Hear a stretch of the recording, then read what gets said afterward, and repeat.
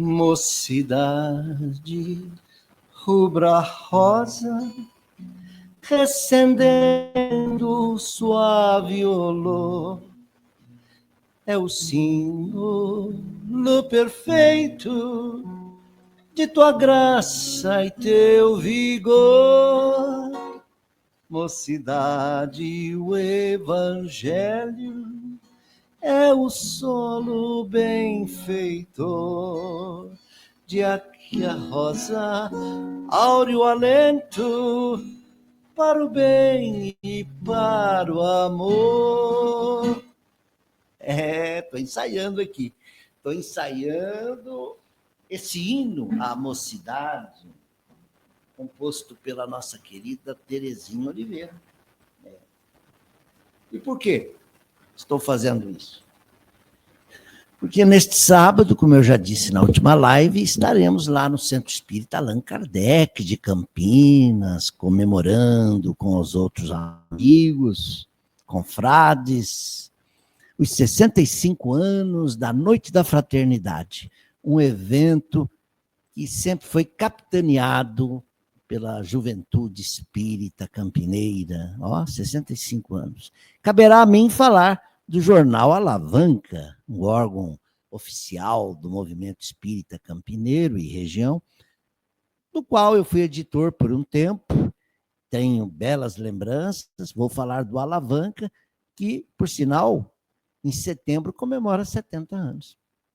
Um trabalho que, aliás, a mocidade tem feito e sempre fez com muito louvor, com muito espírito de gana, de coragem, de energia, coisa que o jovem tem, né? Por isso que eu elegi esse tema desta vez, para falar da mocidade. E dizer que é com a mocidade, quer dizer, com as gerações que se sobrepõem, uma geração sai e vem outra, é a mocidade que é esse motor.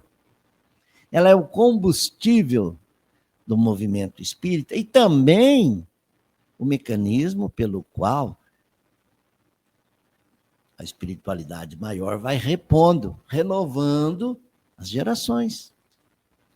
Saem os espíritas de uma leva, vem outra leva.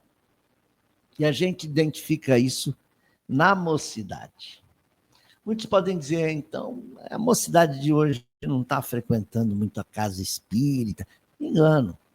Em alguns lugares, esse movimento está tímido, mas há outros em que esse lugar é efervescente.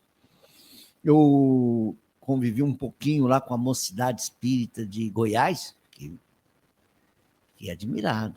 Em Cuiabá, quando nós fizemos lá um evento de comunicação, junto com a FEB e as federativas do Brasil inteiro, Haroldo Dutra estava conosco, a gente viu muitos jovenzinhos no corpo, porque por dentro são espíritas, calejados. Eu até brinquei com um deles lá, acho que ele chamava também Toledo, até falei, você deve ser meu parente, eu não sei. Eu falei com esse rapaz, eu falei, você vai ser presidente, hein? Você vai ser presidente da Federação Espírita Brasileira. Todo jovem que eu vejo, assim, vibrante, interessado no espiritismo, diz, você vai ser... Quer dizer, você tem uma tarefa a desenvolver. Você veio marcado com o dedinho lá de cima, com o dedo lá da espiritualidade, para dizer, faça tal coisa.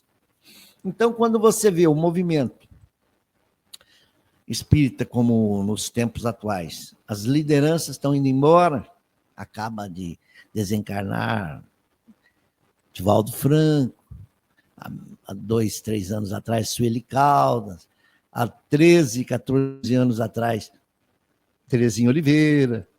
Os espíritas vão indo, o Peixinho, lá da Bahia, André Luiz Peixinho. Mas não se assustem. Parece que foi Maíse Braga quem disse. A partir dessa década, começam a reencarnar espíritos de escola, uma palavra boa, né? Parece que Emmanuel, por exemplo, já está aí. Deve ser um rapagão. E alguma coisa boa vai aparecer. Como está aparecendo. De vez em quando você vê pintar aí um orador que você fala, nossa, é uma promessa boa. E há de vingar, não é? De repente você vê médiuns despontando. Então, não se assuste, não ficaremos órfãos. A obra do Senhor não vai morrer aqui na Terra, não vai, não. Tá bom? A transição tão esperada, ela é lenta e já começou lá no século XIX. Kardec já falava da geração nova que estava vindo, sinais dos tempos. Quer dizer, uma geração vem outra, vai havendo uma depuração da classe dos espíritos encarnados neste planeta, que ainda é de provas e expiações. E esses sinais dos tempos, eu vejo os adventistas dizendo, olha, tá aí, a besta do Apocalipse, é ele. Tem hora que eles acusam o Papa, tem hora que acusam até o Donald Trump. É ele, a besta. E que o dólar vai desaparecer, isso também está nas profecias lá dos adventistas. Eles falam, olha aí, o fim dos tempos começou, os sinais dos tempos, né? Começam a fazer cavernas, bunkers dentro da Terra, porque vai haver uma hecatombe. Olha, as pessoas ainda interpretam o fim do mundo com esses sinais externos, geográficos, físicos, essas hecatombes, desastres naturais, maremotos, vulcanismos, terremotos, pestes, como a Covid. A Covid fez todo mundo pensar que era o fim do mundo. E olha, eu achei que fosse acabar mesmo. Né? 3, 4 mil pessoas morrendo por dia no Brasil. Mas a Terra não foi dizimada, a humanidade não acabou. Também se fala na bomba atômica, mas pode crer. Ainda que se lancem 10 bombas atômicas, 10 bombas ao mesmo tempo, ainda haverá uma barata viva e do lado da barata um ser humano. Kardec bem cunhou uma frase interessante. Agora, lá na Gênesis está isso, em Sinais dos Tempos, geração nova. Agora já não são as entranhas da Terra que se agitam, embora elas continuem se agitando, né? As camadas aí, as camadas tectônicas, o magma ainda continua, vez por outra um vulcão entra em atividade. Mas já não são apenas essas entranhas que estão se agitando, mas as entranhas do homem. Dentro de si são as suas camadas internas é que estão se agitando. É o homem velho brigando com o homem novo. Hã? Gostaram dessa abertura? Pois é.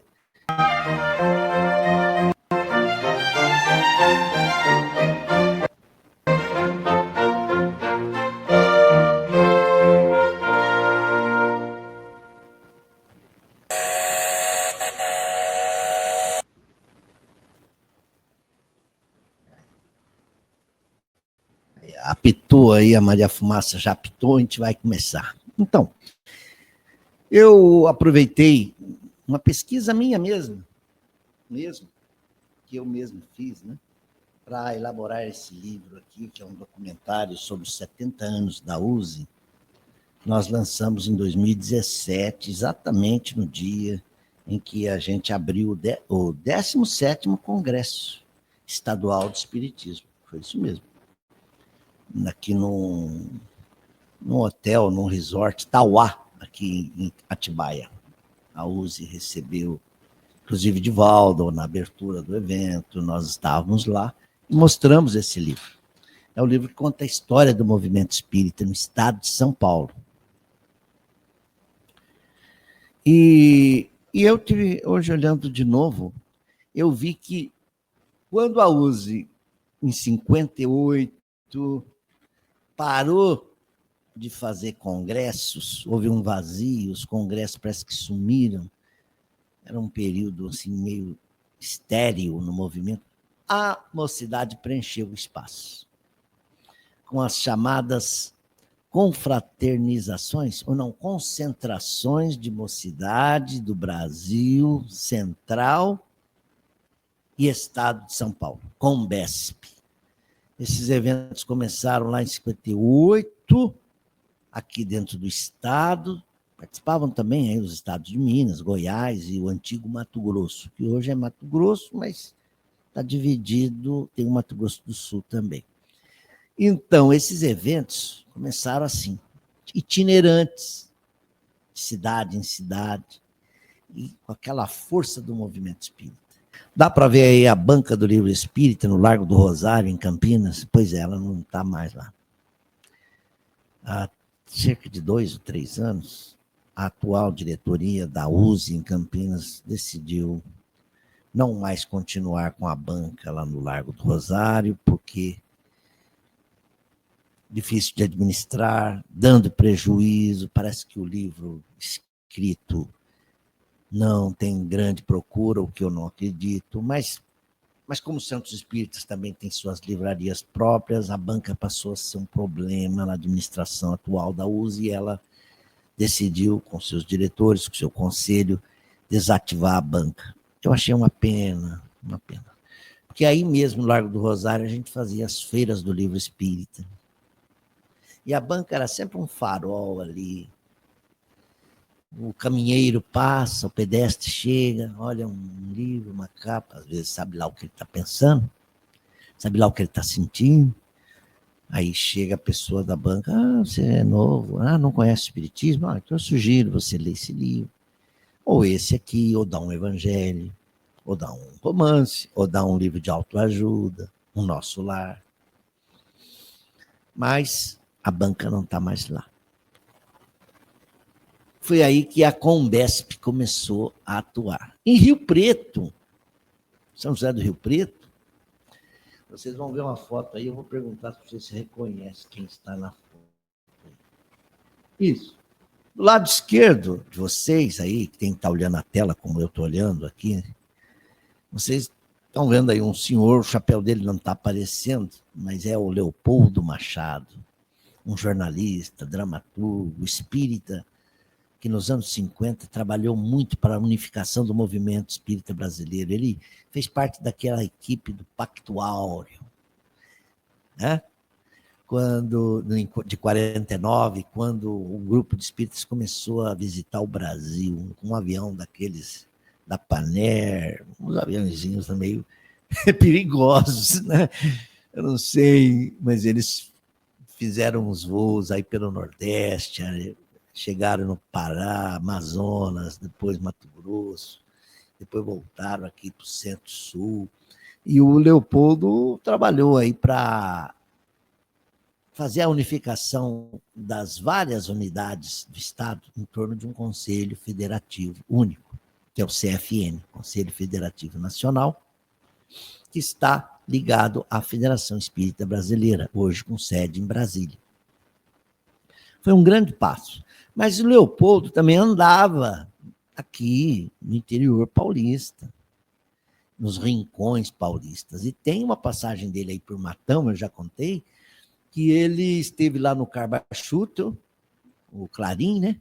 E fez palestra, mas os jovens ficaram encantados com ele. E no dia seguinte, os jovens e o Leopoldo ficaram assim tão empolgados que eles fundaram uma sociedade espírita, que era a Mocidade de Matão, fundou um centro espírita. Quer dizer, a Mocidade fez um centro independente, que está lá até hoje. É uma das mais antigas, junto com a de Bebedouro. Mas quem são, melhor dizendo, esses que aparecem na foto da direita? Muita gente já matou a charada. Ele com 31 anos, ela com 28. Quem são eles? São eles, Terezinha Oliveira, nossa querida amiga, e Divaldo Franco. Eles estavam na Combesp de 1958 em Ribeirão Preto. Não, São José do Rio Preto, perdão.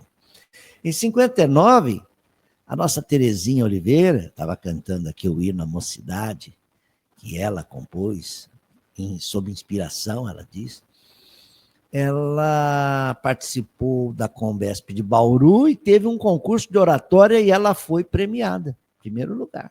Ela é uma exímia oradora, talentosa, além de oradora, vocês sabem que é a nossa professora, um título que eu dei a ela, de Espiritismo, pelos livros didáticos que ela escreveu, para o público infantil também, pelos também livros de estudo, não só didáticos, livros também de estudo, cursos que ela deu em livros e também na forma de DVDs. Nós temos aí uma coleção de DVDs das aulas que ela proferiu, cursos que ela deu lá no Allan Kardec, etc., nas casas espíritas da região. Esse trabalho foi transformado em DVDs pelo Oceano Vieira de Mello, que foi um dos alunos dela. O Oceano, hoje, que vem fazendo vários documentários aí através de uma empresa que ele chamou de Versátil Vídeos. Versátil Vídeos era a loja dele de vídeos. Eu não sei como chama a empresa dele de documentários, mas ele tem feito vários documentários importantes do espírito, para o espiritismo. Inclusive a história de Nina Tavares, esposa de Clóvis Tavares, e outros tantos.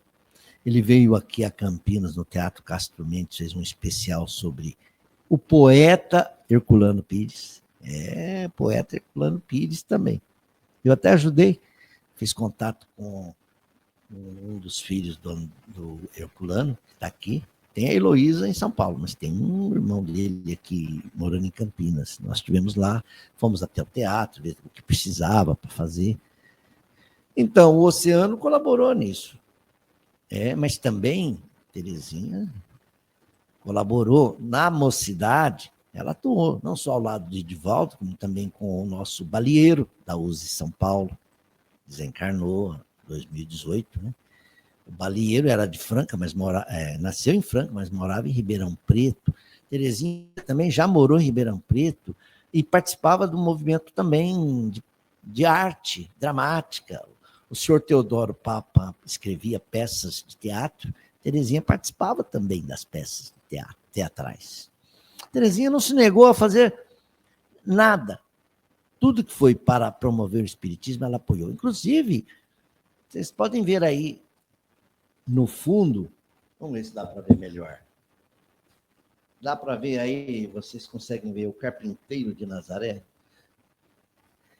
E ela leu e depois, quando nós nos falamos depois, e aí, dona Terezinha, a senhora leu? Li Rubens, está muito educada. Li Rubens, está muito bom, gostei mesmo. A senhora está sendo muito educada. Sim, mas eu devo dizer a verdade, não é? Está muito bom, parabéns, é um belo trabalho. Fiquei animado, aí procurei um grupo de atores amadores, né? Da FECANTA de Campinas, mais alguns amigos que queriam atuar, e fizemos a primeira encenação da peça O Carpinteiro do Nazaré, foi aqui no Cis Guanabara, ali na Barão de Itapura tem uma estação ali da Mogiana que foi restaurada, resgatada, tombada pelo como é que chama esse órgão aí que preserva a memória, mas em nível municipal. Então, o órgão preservou o local, e ali tinha uns salões ali. A Helenice, que é uma dramaturga, diretora de teatro, comprou a ideia, trouxe seu grupo de atores e nós apresentamos em Campinas e depois em Poços de Caldas a peça O Carpinteiro de Nazaré. Vocês já devem ter visto alguma coisa nas lives que eu publiquei. Mas vamos em frente? Vamos. Aqui eu só quis mostrar o livro, né? Eu lançando o livro lá no congresso da USE. Então, a gente deve ver a juventude como um motor do movimento espírita. Essa noite da fraternidade, vamos falar um pouquinho dela, ela acontecia assim. Eu falei da Combesp de 58, de 59, mas tem a Combesp de 60. A Combesp de 60 foi em Campinas, exatamente no Centro Espírita Allan Kardec. Terezinha, então, contava o quê? 30 anos. Uma dama, uma senhorita. E ela, nesse dia, ela apresenta o hino à mocidade. Ela deve ter cantado, inclusive, sim. E nós vamos cantar de novo agora, 65 anos depois. Porque a noite da fraternidade ocorreu no Allan Kardec e a Terezinha lá estava. Claro, ela dirigiu a casa durante muito tempo. Depois que ela se transferiu de Ribeirão Preto para cá, ela não saiu mais de Campinas, até desencarnar em agosto, 28 de agosto de 2013. Então, o que é legal nisso tudo é que a noite da fraternidade foi passando, foi seguindo, os anos 60, 70. Nos anos 80, eu já estava em Campinas e eu me lembro da Elaine. A Elaine levando aqueles cartazes A3, formato A3, para colar na padaria, colar nas escolas, colar nos centros espíritas.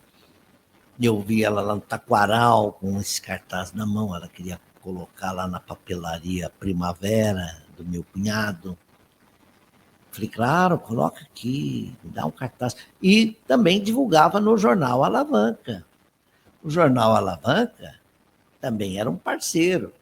E como essa noite da fraternidade ocorria? Os jovens, eles faziam um trabalho itinerante, de casa em casa. Cada mês, a noite da fraternidade era realizada numa casa.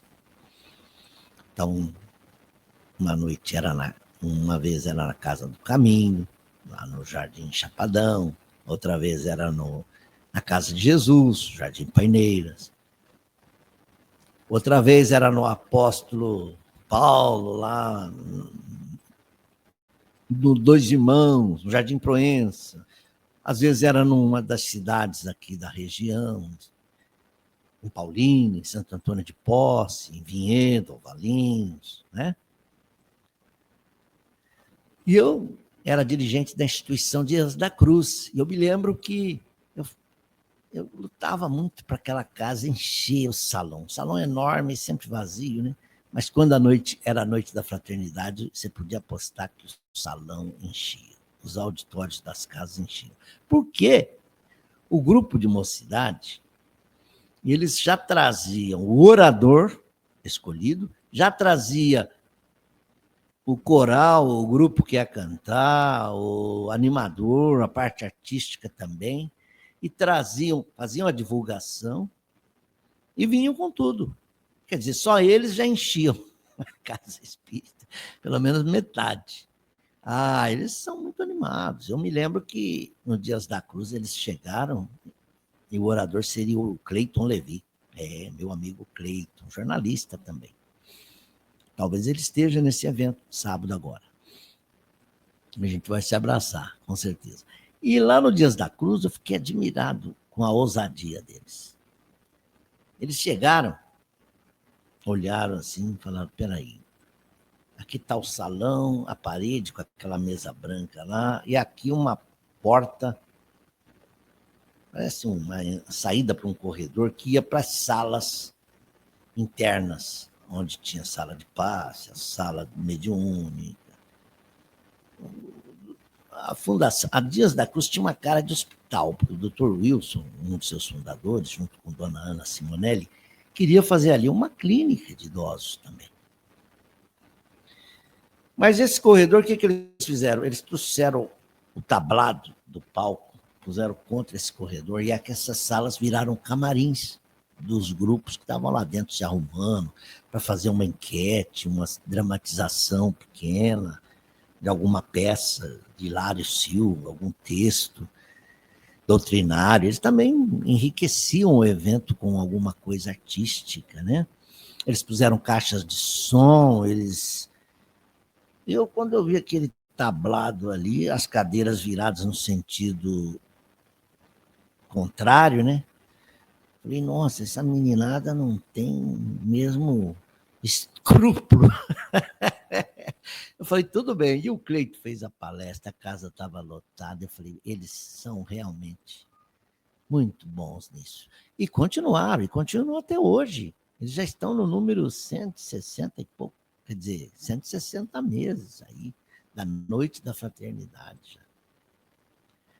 E que bom, que não morra. Eu queria, então, completar. Eventos assim, como lá de Brasília, na Comunhão Espírita de Brasília, eu vejo a Maíse Braga sempre falar, Meninos de sábado, meus meninos de sábado continuam até hoje, quer dizer, tudo branquinho como eu.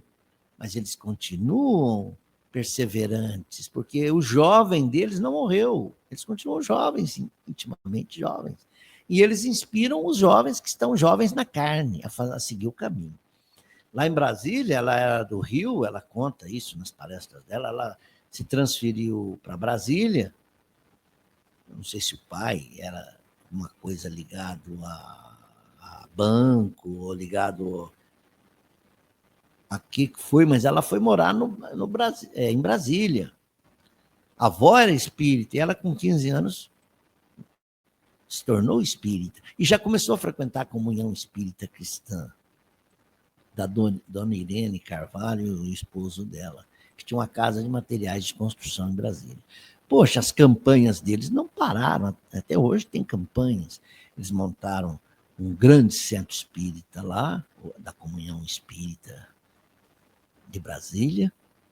Eu conheci esse centro, assisti uma palestra do Divaldo lá, belíssimo centro. Eles têm uma obra social em favor da criança. A Maíse abraçou a mocidade lá nos anos de 70 e pouco, 73, 74, e continuou. Ela tem mais de 50 anos de palestra. A Maíse já viu gente reencarnar e dizer, ó, eu fui sua aluna de palestra, eu lembro da senhora dando palestra. Criança falou isso para ela. E ela sempre está lá, fazendo palestra, ela sai para fazer pelo Brasil inteiro, fala dos meninos de sábado com tanto amor, ela se dedicou tanto, né? Ela que viveu uns problemas de saúde aí nos últimos anos, né? Excesso de peso, problemas nas vistas, problemas vários, teve que ficar um tempo na cadeira de rodas, depois ela foi para bengala, e agora ela está sem bengala, sem nada. Mas ela faz um trabalho bonito. A gente só enxergava Raul Teixeira e Divaldo, né? Mas hoje, se você prestar atenção, você tem aí o Alberto Almeida, o Haroldo Dutra, você tem o Valadares, né?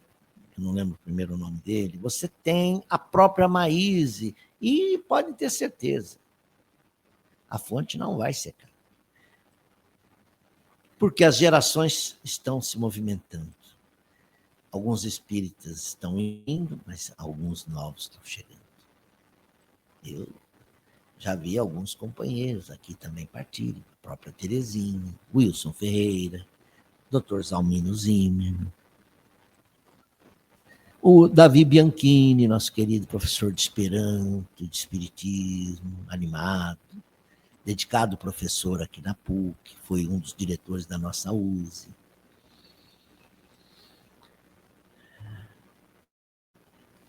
Então, eu estou ensaiando aqui um número para cantar na Noite da Fraternidade. Eu vou ter 10 minutos. Talvez eu passe, chegue a 11. Mocidade rubra rosa, recendendo suave olor, é o símbolo perfeito de tua graça e teu vigor. Mocidade, o evangelho é o solo benfeitor, de que a rosa áureo alento para o bem e para o amor. Mocidade, no evangelho faz tua vida reflorir, e o amor celeste orvalho em tua alma de esparzir. Tem mais uma estrofe, mas eu vou falar, mas eu vou cantar até aqui. Aí, de onde eu tirei. Terezinha Oliveira, Na Luz da Inspiração. Aqui tem poemas que ela recita, e até a prece do Pai Nosso que ela musicou, e é muito bonito. Quem quiser vai encontrar nesse CD, ou até no meu canal, Rubens Toledo, porque eu peguei algumas dessas faixas musicais da Terezinha, dei uma roupagem mais popular para elas. Espero que ela tenha gostado, né? O público está gostando. Então, você pode também ouvir Terezinha no canal Rubens Toledo, Os Naturais. E, para fechar, somos companheiros, amigos, irmãos, que vivem alegre em busca do bem. A nossa alegria é de bons cristãos, não fere a Jesus, não fere a ninguém. A nossa alegria é bem do Evangelho, vibra e contagia da criança ao velho, mesmo entre perigos, daremos as mãos como bons amigos, como bons cristãos. Essa música, Alegria Cristã, foi composta pelo Leopoldo Machado, de quem eu falei aqui. Tem uma segunda parte.